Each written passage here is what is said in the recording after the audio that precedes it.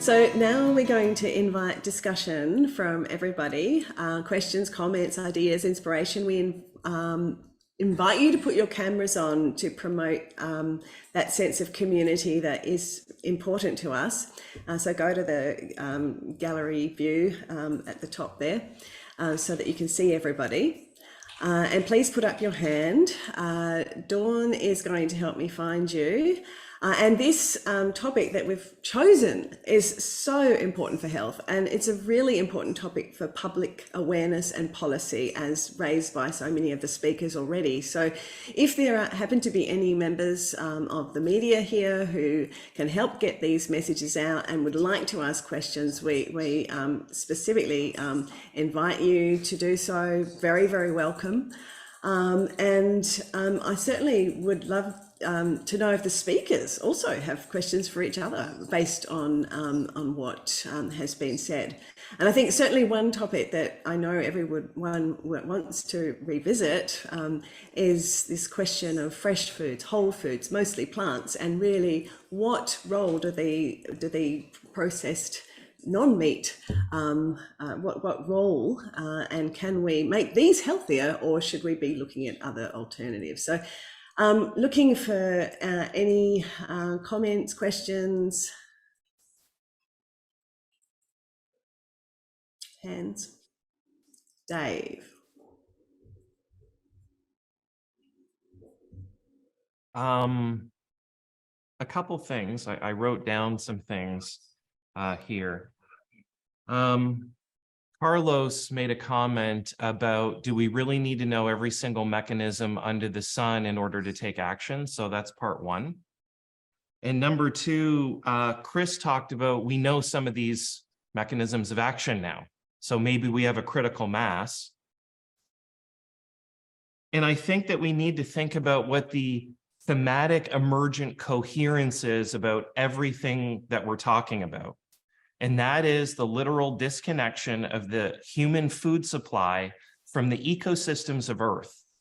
We've tried to duplicate what we thought we knew was going on with calories, with vitamins, with minerals. I mean, we're just discovering that plants themselves have a microbiome that you eat when you eat locally grown produce.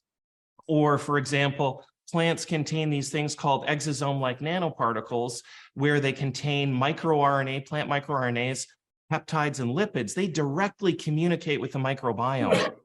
And the emergent characteristics of nutrition suggest that the framework of humanity's mental stability and emotional regulation rests on the fact that we need to feed each other well and competently. And we're at a point now where I think everybody is at this point where it's time to make a change. And we need to address commercial determinants of health, social determinants of health, all of these things, because I don't feel as well eating crappy food, and I don't want to give it to my kids, and I want to have an option. And it just seems like there's so much money being made at my expense sometimes, and I'm not happy about it anymore. And to talk about the vegan thing, just to really layer this deeply for people, and why I wear this shirt, for example. I grew up in a vegan family.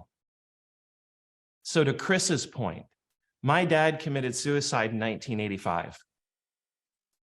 We were malnourished, and there was definitely a dysbiosis happening in my house, and we were early adopters of vegan and vegetarian meat analogs, just like Beyond Meat and just like those other foods. Now, I'm not saying that they're going to make people commit suicide, okay? That's not what I'm saying.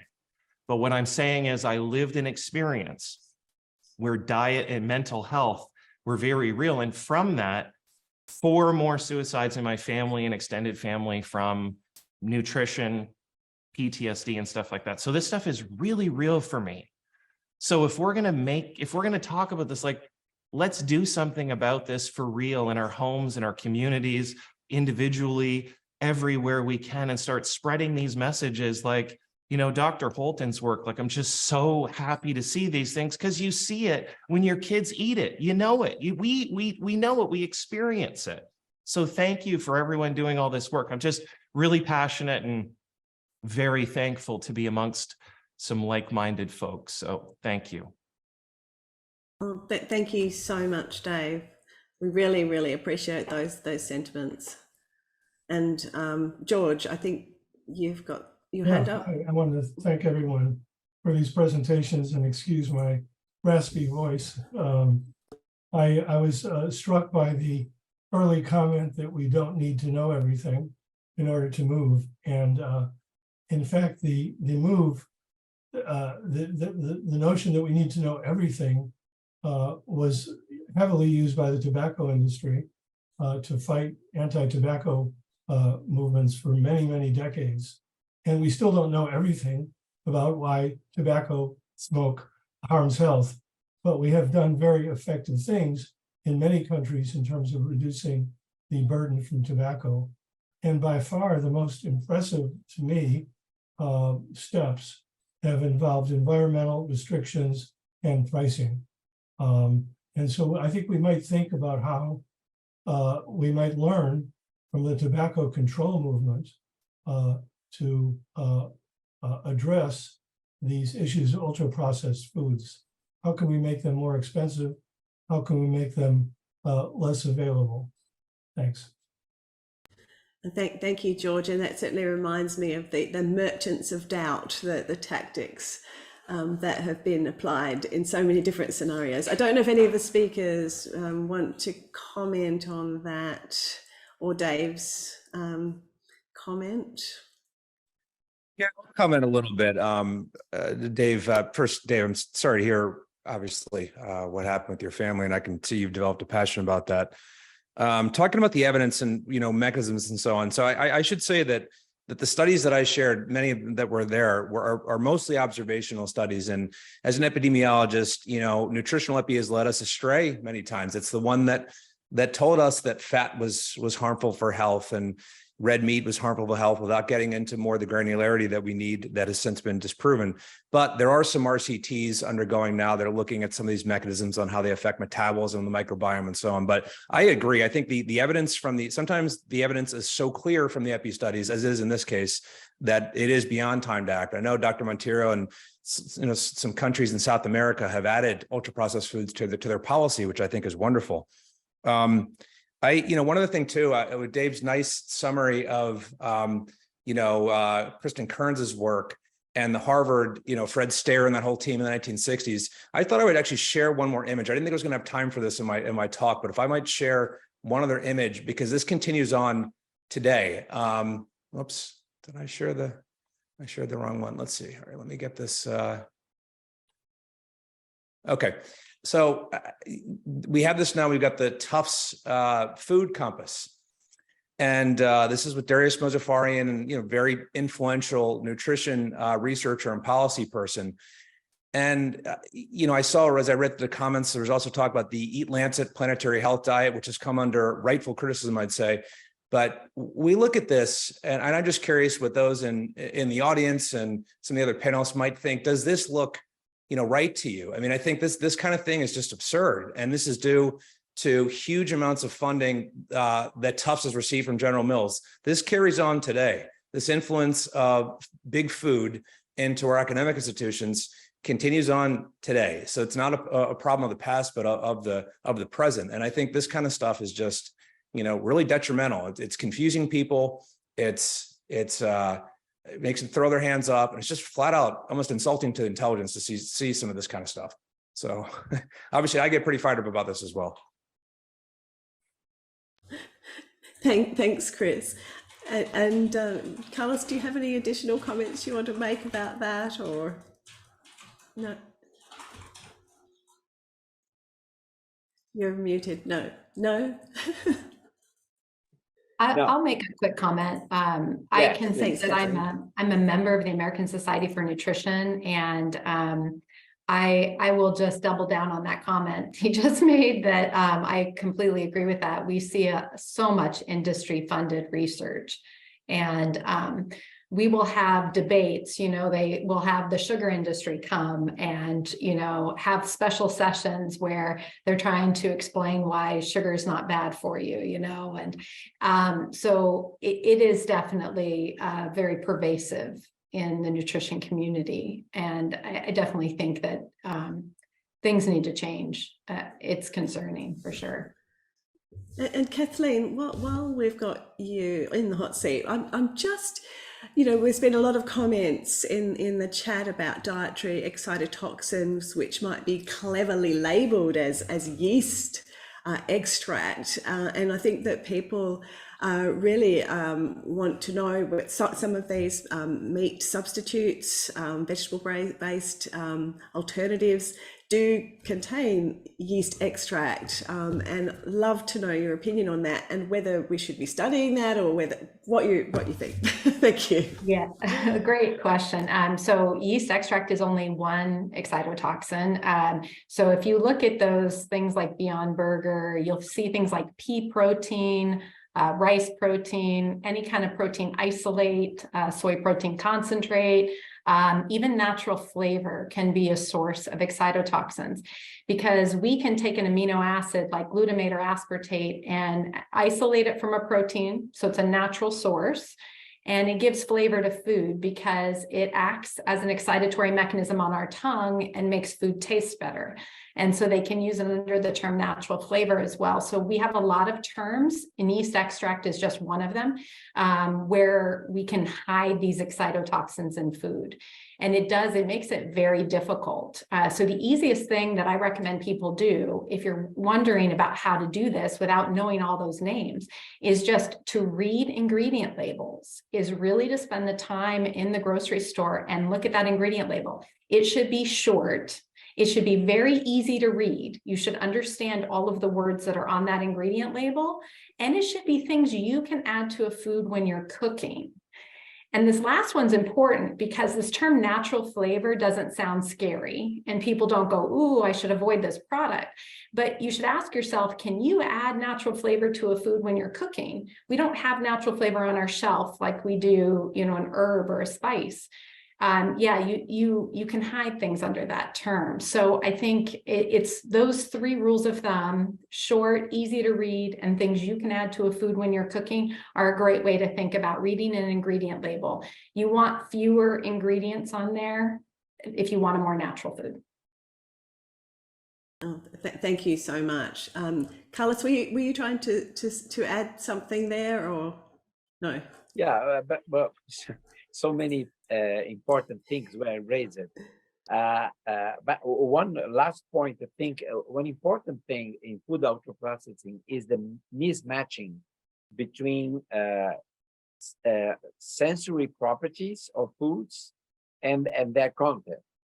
So then it's entirely different when you get the flavor because you add some herbs, and if you get the same flavor, and it could be exactly the same flavor, but just by a synthetic molecule that was synthesized. And so this makes all the difference. So I think this opens also a large avenue of mechanism, because I mean, you are, and artificial sweeteners, I saw that someone mentioned this, artificial sweeteners is one cosmetic additive. So it's an additive that's used to change to give to a product some sensory attributes that don't belong to the product or to the ingredients of the product. Of course, this characterizes an ultra-processed food. So there's evidence now that you have, particularly if you have a combination of artificial sweeteners and sugar, which is being more and more common in the products, you change completely the way the metabolism, the way that the body understands that. But another more general comment I want to make, I like very much one sentence from Marit Zinoker. I don't know if she's watching us, but Marit used to say that although the relationship between diet and health is so complex, and probably you will never know all the complexities, the solution is easy. Because the main problems we have with diets now is the artificialization of the diet, is the fact that we are not eating real food, and we are eating other things, and a lot of these xenobiotics and toxins, etc., etc. So we can get rid of all of these together by just moving from ultra-processed to minimally processed foods. And then you say, but is this so difficult? Well, this is what we did for centuries and centuries, right? So it can be something so difficult. And finally, another argument that people use, I was in a debate organized by the American Journal of Clinical Nutrition recently, and one of the people that were debating the session was she said something like, but you know that in the US, about 60% of calories come from ultra-processed foods. It's impossible to get rid of this. So we need to find another way. And this is linked with the research on mechanisms, because first of all, I disagree. I mean, maybe we can agree that it's difficult to change a diet which is already with such amount of ultra-processed food. But saying this is impossible, I mean, this is not evidence-based. Who said that? I mean, we had, taking the example of tobacco, in Brazil, we had among males, we had almost 2/3 of males smoking, and now we have less than 10%. So who said that this is impossible? But how the idea of mechanism linked to this, let's say, this assessment that this is unfeasible. The idea is that with research on mechanisms, we could find the problem. We could find the flavor or the colorant or the additive or anything that would producing all these problems. This is very unlikely. So it's very unlikely that there's such an ingredient that could explain everything. So it's certainly is more feasible. Maybe it takes time, and depending on the country, this can take more or less time to come back. I mean, to a diet where we don't have all these strange chemical compounds, etc., etc. So, but the two discussions are linked. The idea that it's not feasible to get rid of these products, and then as a consequence, we need to find a way to reformulate these strange things that we are eating today. So the two issues are linked. Thank you, Carlos. And as you were talking about all the strange things we're eating, I was thinking about our old friends, quite literally. And I see we have Graham Rook in our audience today, talking about our microbial friends that we've co-evolved with, that are so dependent, we are so dependent on for our health, and that our food is critical for the biodiversity of our microbes. I would like to go, I think Fayonette, is that, I probably mispronounced that. Would you like to ask a question or make a comment? Okay. Yeah, I have 4 quick questions, and then I'll just sit and wait for the answers. The first thing that crossed my mind when I was listening to you folks was the fact that food is medicine, and yet I don't see a real push to somehow join the term food with medicine so that general population can easily understand food is medicine. And if we change the term, we can maybe more quickly change the belief system. That might be easier. How would that happen? I don't know, but do you guys have any ideas? My next question is that the lobby efforts for all of the food industries are so powerful, and what is being done with Nova, with other folks like you, to really push to get funding for changing the lobby efforts. I know that's really hard. The other thing is, when you were talking about reading the labels, unless you go with a magnifying glass and a dictionary, it's almost impossible. And grocery shopping with, I can't even imagine grocery shopping with 3 kids and trying to read labels. That's just not going to work. So how do you make that easier? The last thing is, what are you folks and how are you folks partnering with Native nations in the States to help Native nations to get back to their own original foods and away from all of the government required foods that we were forced to eat for so many decades, and what's being done with those efforts? And I will just listen now. Thank you. Thank you for taking my questions.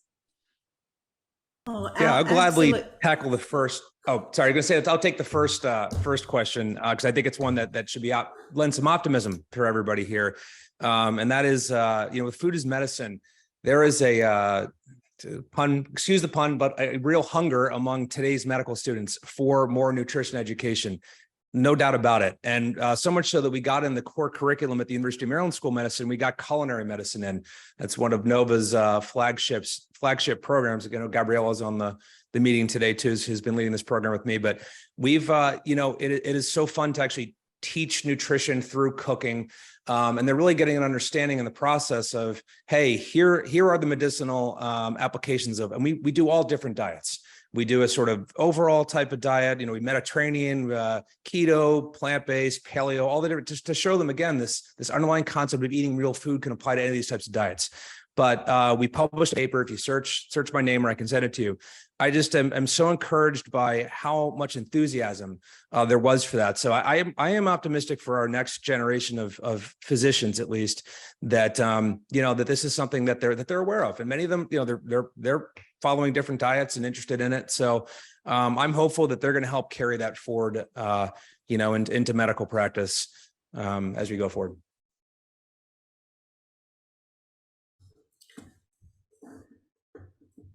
Thank you. If there are no takers on the other questions at the moment, I'm hoping that they will bubble up. In the meantime, we'll go to Carlos for a question. I guess the other Carlos in the room. The other Carlos, but either Carlos. So Susan, the question is are you giving me the chance to pose a comment? Yes, right? Please. Thanks so much. And well, great to see Carlos. I have heard you speaking so many times, especially now with SLAN approaching, the Latin American Congress for Nutrition. I'm close to the president, as you know. So I want to offer a small comment along those lines. I'm not,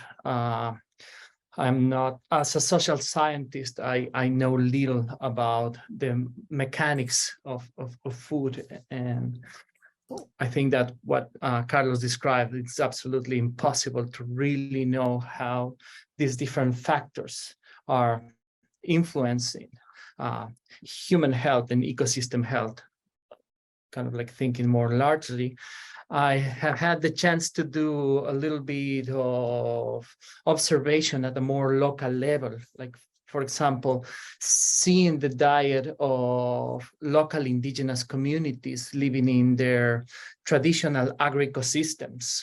And the NOVA classification that Carlos uses has been very useful to see how diet is distributed using the NOVA classification. So from minimally processed to non-processed to super processed. For example, there is this small community that lives in a highly agrodiverse space.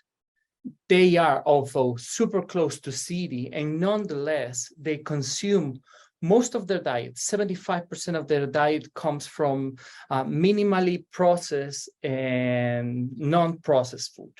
But then you can see also the pattern in terms of super low chronic disease, long-lived population, and the pattern follows also into healthy soils.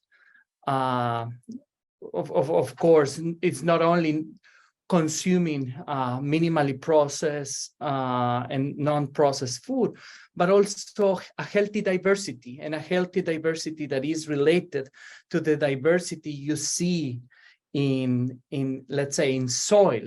So then you can see the whole thing as a system, and how the system is operating towards something that can be defined like as a positive deviance. So these people are doing something, these people know something that the neighboring communities that are not living in the agri-ecosystem are experiencing. So that's one comment on a more like micro level. And we are having such a great problem to understand the things as a system, as kind of like how the different elements harmonize. And that is the type of approach that I think is so fundamentally needed, like the systems approach. And the other comment that I want to offer, based on these different ontological, epistemological stances, I spent last year a large portion of my time talking with people in indigenous communities in Peru, Ecuador, and Bolivia. What we were trying to understand at large is the relationship of nature and health. It was very often that people landed on the idea that food is a main issue for mental health. And many of these rural communities, especially those that are like less in contact with the modern world, would say, mental health issues, as you are describing, that is a problem of the city. We have kausai, we have food. What is consumed in the city is not food. Actually, kausai, the Quechua word for food, is the same word that is in the concept of well-being, suma kausai or agi kausai. So it's just unbelievable, so clear, like how clear these communities have of where the problem is rooted, and how they are seen as urbanization and urban societies approach those communities. So hopefully I kind of articulated well my two comments, but that's something that I wanted to offer from work that I have been facilitating with colleagues here. Thanks. Well, that's absolutely wonderful, Carlos. I think you also threaded an answer to some of the earlier questions that we had about the Indigenous perspectives as well. Dave, is that your hand up or are you waving? Okay. That's my hand up.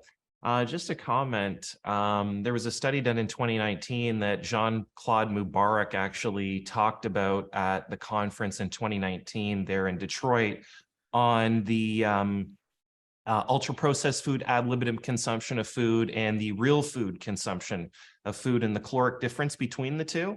And it turned out to be 503 calories on average. So the mere fact of consuming ultra-processed food prompts you to eat more through an unknown mechanism, although I think that addiction plays a role there. I think the immune system plays a role. I think the inflammatory system plays a role. And then I read a paper about a month ago about how your taste cells also can sample certain flavors and then signal profile the immune system as well. So there's so many interrelated, what I'm starting to call the planetary, you guys are looking for a framework, the planetary health connectome. Like, how do all these things work in the context of planetary health? So then we have somebody working in nutritional epidemiology. They're a node in the network of the planetary health connectome. And then we have nodal traffic that goes through there. And then we can all start, I'm trying to discuss Carlos's comment about complexity and systems thinking.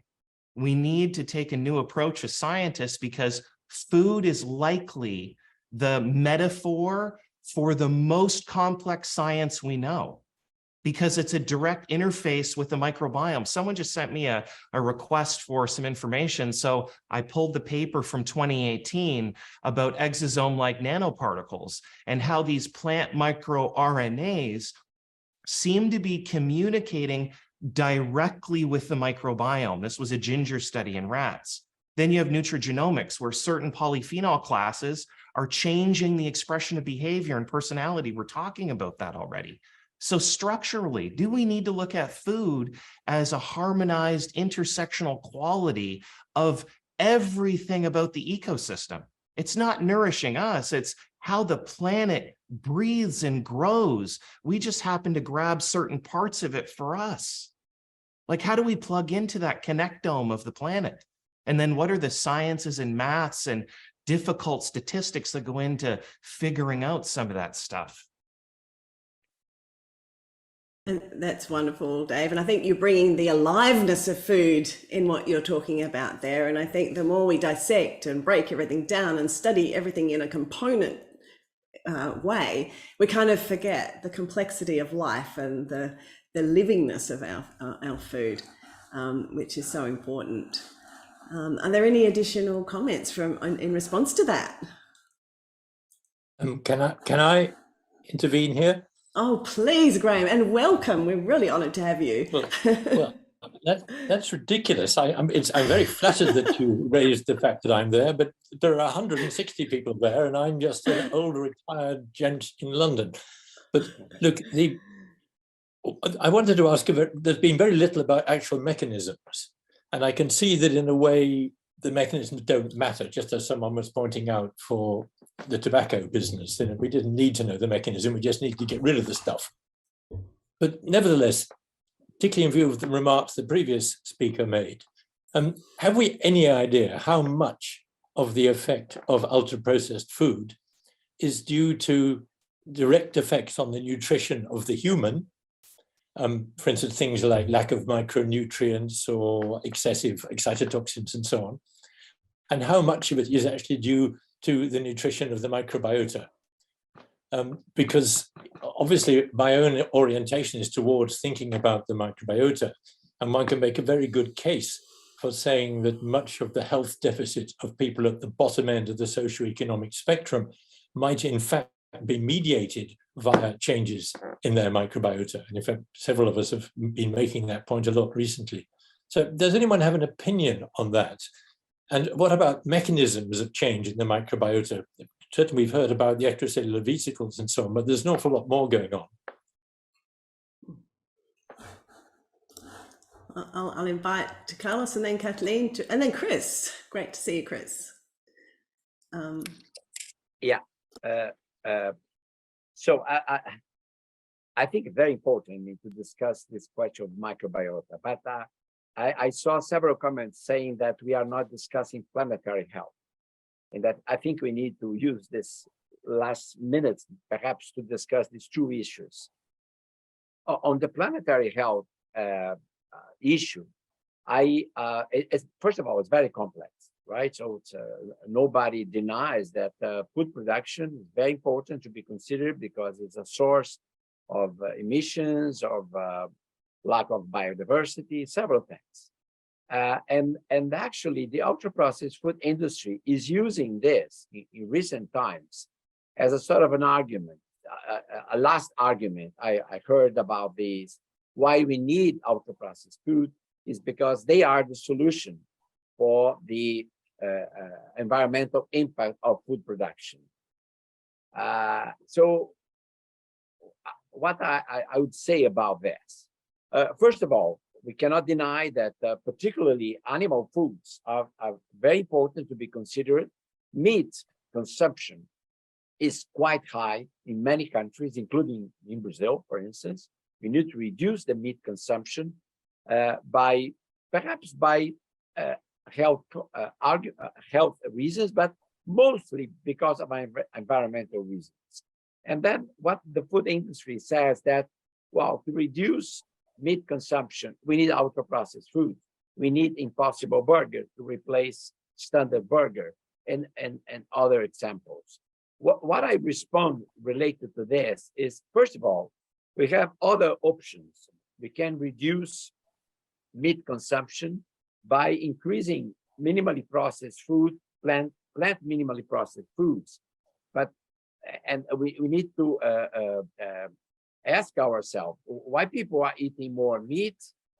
One of the reasons, for instance, is the fact that people are losing culinary abilities, because culinary skills have been seen as something old-fashioned, we don't need this. To cook vegetables and to replace meat, we need to know how to cook. We need to know how, because meat is almost something which is self-seasoning. I mean, you just put salt and that's it. But to eat other things, more diverse plant foods, you need culinary skills.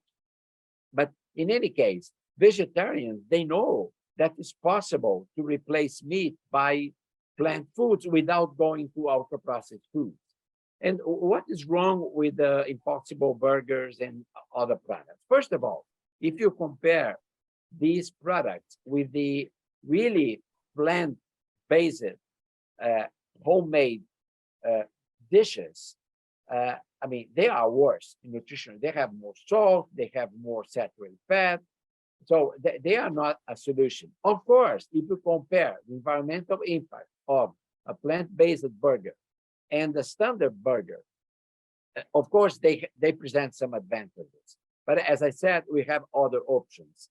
And also, I mean, these products, to make them similar, to mimic meat, you need to use flavors, you need to use chemical compounds that the precautionary principle tells us that is not a good idea. And finally, and maybe this is the most important thing, by promoting these industrial made plant-based burgers, in a way we are promoting ultra-processed food in general because they are ready to eat products. So you are pushing people to go to McDonald's to have not just a plant-based burger, but also a plant-based milkshake, French fries, and all these other products that are together. So in a way, one of the problems to promote these this plant-based meat substitutes is the fact that we are promoting ultra-processed dietary costs. But as I said, it's quite difficult, quite complex, and these are just some initial thoughts about it. Thank you, Carlos. Kathleen, do you have any comments, particularly in response to what Graham was saying about microbiome? I believe there is some work suggesting that ultra-processed foods may affect microbes. Yes, there definitely is work going on looking at ultra-processed foods and negatively affecting the microbiome. And I can tell you with my work, we are looking at multiple mechanisms to this dietary change of increasing nutrients and going toward a whole healthy food diet approach. And excitotoxicity is tied to two other things: inflammation and oxidative stress. And these three things feed off of one another and can keep each other going from a neurological detriment perspective. And so we're really interested in studying the direct mechanisms on those, as well as the microbiome. And so I think there is actually a lot of interest, a lot of attention going into the microbiome right now, and this gut-brain axis and intercommunication and effects on neurological and psychiatric health. And so this is a really exciting area. And this is a great example of where food rules. I mean, we really know when we have someone come back to healthy whole food approaches that their microbiome improves. And this has been shown again and again and again. And it's not the equivalent to take a supplement, for example. Even though you can replace some of those micronutrients, you cannot get everything from a supplement that you can get from the food. And so I think there's some really exciting work on the horizon. And just to talk about what Carlos Andres said about the bigger system, I think it's an excellent point, because I really think from a microbiota perspective, you can do great work when you look at the system as a whole and you think about how farming used to be done on a small scale and the interconnectedness between raising animals on a small scale where they weren't consumed heavily. It was a smaller portion of the diet, and where that, for example, you could use manure as fertilizer naturally and create a biosystem that works together. That is not what we're doing now on a large scale. And so I really think we have a lot of indigenous peoples who are doing fantastic at things from a health perspective. I do work in Kenya, and I can tell you I see the same thing that Carlos was mentioning, where we see really excellent health, that depression is not even talked about. But when you see inner city, you compare that to the inner city people, you see more effects. So I think that was an excellent point. I did want to talk about something, and just one way to think about things I think might be important is the idea of voting with our dollar. And this gets at what the other Carlos was just mentioning about like McDonald's having a Beyond Burger, for example. If we vote with our dollar, we want to give our dollar to the people who are doing what's right for the environment and for human health. And so if you can move away from voting your dollar and giving it to McDonald's for whatever reason, you're going to have a bigger effect on things like feedlot beef production. Feedlot beef production is driven by fast food. And you lower that fast food consumption, you're going to have a bigger effect. So it's another way to think about it, is to really vote with your dollar. And that's all. I'll pass on so other people can talk too. Thank you, Kathleen. There are a number of things I'd just like to break in before we go to Chris and Chris.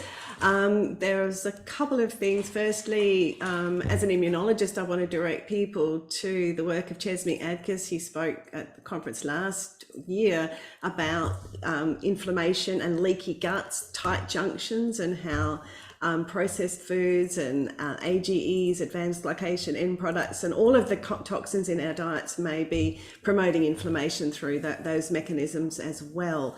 But I just want to go to Lisa Smith, who is a part of a really beautiful circle of Indigenous people, and I believe that she's been trying to add to this conversation. Thanks, Lisa. Well, thank you, Susan. It's an honor to be here, and I am with a group. It's an international network. We're emerging, and we're quiet, but we're building connections around the need for all of us to come together and also hear one another from our different cultural perspectives. And it's called pulltogethernow.earth. And the elders that we work together with remind us that people are nature, and that we are inseparable from the land where we live, and that if we can care for one another through taking care of our water, our home water, our food, and the land where we live, we can address so many of these complexities. One of the elders I work with is Juan Rojas from El Salvador, and they just held a 5 Nations gathering in Guatemala around protecting the rivers, and also sharing the intercultural work around permaculture. But their approach to permaculture also includes the spiritual cosmology of over time that is in rhythm with the earth. So I'm not very good at speaking off the cuff like this, but I just want to be aware that there are beautiful people that we need to go to their spaces and learn from them. And that's what we're trying to do. We're trying to build out our communication platform so that the timeless knowledge holders are the hosts and we're their guests. And so anyway, thank you for that, and I look forward to more of this sharing. Thank you. Thank you so much for bringing that to this circle, Lisa. Really, really appreciated. Chris. Hello. Wonderful to be here. It's so nice to see Graham Rook here. Hello, Graham. I haven't seen you in a very, very long time. So I did want to comment off of Graham's question about mechanisms, and I'm a researcher at University of Colorado Boulder and specialize in microbiome gut-brain axis research. And so Our research spans clinical, preclinical models, all the way through phase 2B clinical trials in US veterans with post-traumatic stress disorder, all of which is focused on this microbiome gut-brain axis. And so we're very invested in mechanisms, especially through our NIH-funded research. And I wanted to point out something that I haven't heard today, which I think everyone really should be aware, and that is a link between our diet and something called alpha diversity of the gut microbiome. And alpha diversity in its simplest form is the number of different species of, let's say, bacteria that you have in your gut microbiome. And meetings that have been held to discuss the question, what is a healthy microbiome? The consensus that has emerged is a healthy microbiome is a diverse microbiome, a highly diverse microbiome. And that's not always true.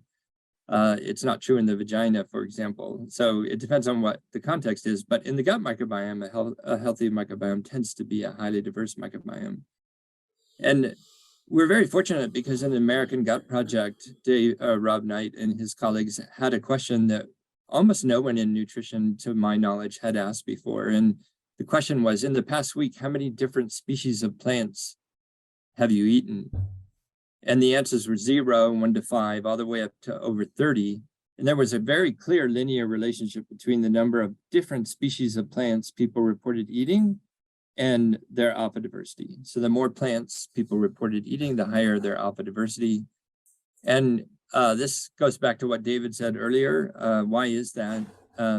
Plants have their own microbiomes. They're healthy microorganisms. A 3 to 4 leaf spinach plant has over 800 different species of bacteria inside the plant.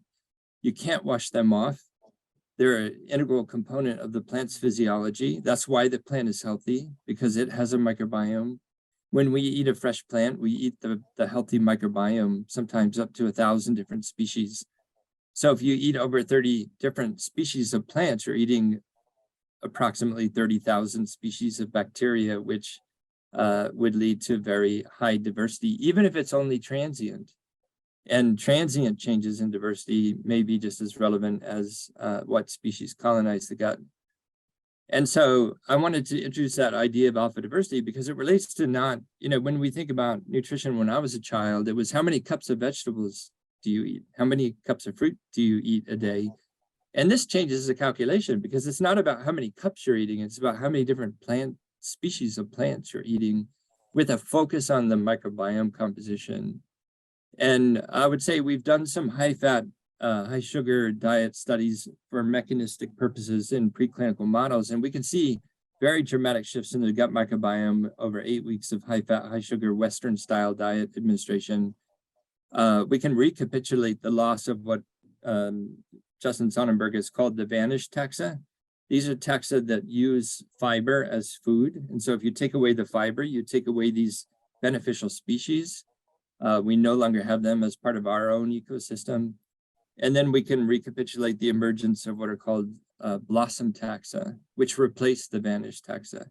And so we can recapitulate this difference between hunter-gatherer type microbiome and a modern urban industrial microbiome that's been recognized by the Sonnenberg lab in a single lifespan, simply by changing the diet for 8 weeks. And the last thing I would say about mechanism is we know that when we give the high fat, high sugar diet, not only do we see inflammation in the body, we see inflammation in the brain, which we call neuroinflammation. And that's associated with an increase in anxiety. So just sugar and fat is sufficient to induce both inflammation in the brain and anxiety behavioral responses. So I just wanted to make a comment about what we're learning about mechanisms and to get people to think about diversity as an ecosystem level feature of our bodies that actually has important implications for our health. And I did want to make one final comment about Native American population. Sean Sherman is Oglala Lakota Sioux. And he has a book out called The Sioux Chefs. Sioux, it's kind of a play on words, Sioux, the tribe, and Sioux Chef. The Sioux Chef's Indigenous Kitchen. And he's been interviewed on NPR. He has a restaurant in Minneapolis called Awamni. And, it's perhaps the first Native American, United States Native American restaurant in the country. And I encourage you to look into what he and his colleagues have been doing from that perspective. Well, thank you so much, Chris. Now we're coming up to nearly time, but we have a couple of more questions and comments, so we'll go quickly to Chris. Yeah, I just thought there's been some great discussion in the chat, so great. Thank you everybody for engaging with us on this. I wanted to touch on the topic of planetary health came up a few times, and we spoke on this extensively at the last NOVA conference, but thought I would touch on that a little bit, because what I think we're faced with is sort of a false choice of plant versus animal with that, and I want to explain what I mean by that. This is these are not monolithic entities. Let's take the animals, which are much maligned. No doubt about it that factory farmed beef, CAFOs and so on are absolutely horrible for the environment in many ways, not to mention cruel, but let's just focus on the environment. If you get locally sourced plants, for example, that would be quite maybe the absolute opposite of that. But that's not the only way that animal foods are produced, obviously. So, with this growth of regenerative agriculture, which has been shown to be carbon negative, actually, the beef production there, that we shouldn't, I think we're getting away. I'm doing great for the environment because I'm eating a plant-based diet, but if it's filled with all of these refined and ultra-processed foods, that's not going to be great for the environment. And ultimately, if you look at the greatest contributor to it, it comes down to transportation.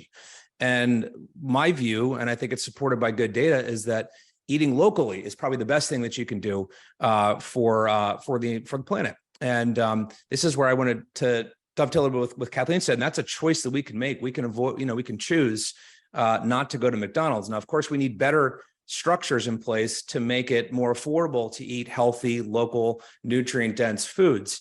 But I feel like we're getting distracted, just as we did at one point in time where eating healthy was avoiding fat in our diet. We know that's not true now, but eating healthy for our planet is it's not necessarily avoiding animal products.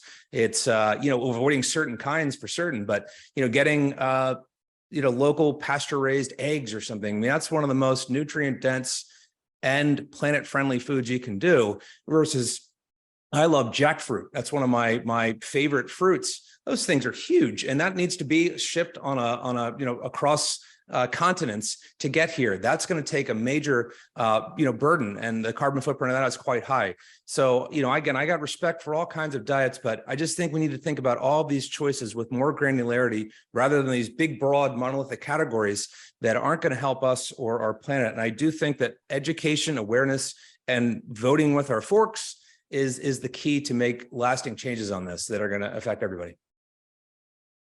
Beautifully said, Chris. And final question goes to, is it Neju Francois? Please turn on your mic. Great. Neju Francois. Thank you. Sorry. Thank you so much. Good evening, everyone. It's such an exciting conversation that is going on here. My name is Neju Francois, and I'm coming from the ACOFE with Dr. Mona. And I was also present in the last NOVA conference, and it's exciting to see you again and many other people that were here. So this topic we are talking about on the eating, nutrition, diet. I want to say that here in the Africa, I'm calling from Cameroon this evening, and we really want to eat good food. We struggle to get those vegetables and fruits. But the problem we have is that they are being grown with pesticides. So our own kind of message should be directed on, if we should not wait for the food on the table, but from where it's being cultivated. So I think on sensitization, the message should be right from where it's being cultivated. How can we teach these people to now go organic? What natural manure do they need to grow this food? And also we are struggling also with a lot of food wastage and post-harvest records. And we grow a lot of food and we still have malnutrition at the highest level. This is mango season. You can find mango littered everywhere on the streets. We don't know what to do with it. okay, some people have tried to bring on solutions to dehydrate this mango so that it can be used for other things. The powder can be used to process food even for these children and make mango, but they are not being accompanied.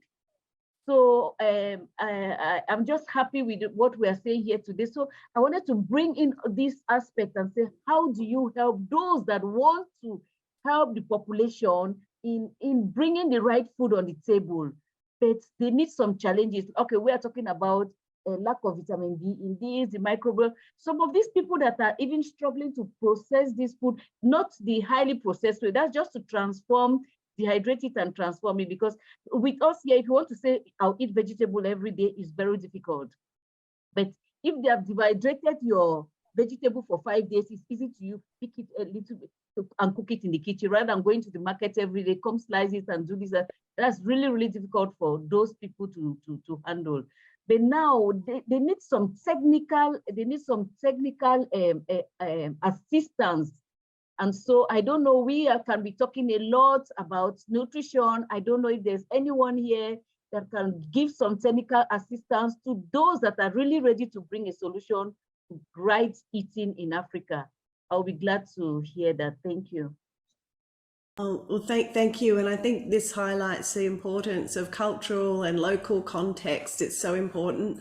I don't know if anyone would like to respond to that. I think it's such an important perspective. I would love to just comment. I see the same issues in Kenya. We have a lot of people who are using pesticides, and my observation has been that the majority of people don't realize that those chemicals are dangerous. And so, you know, they've been marketed that they should use these chemicals, and that we really feel like that public health messaging is key to kind of help them understand that these are neurotoxic chemicals that they're applying to their food, and that there are detriments to them from a health perspective. But of course, there are also detriments to environmental health. And I think that pesticides are ignored in this conversation a lot, or not given enough credence.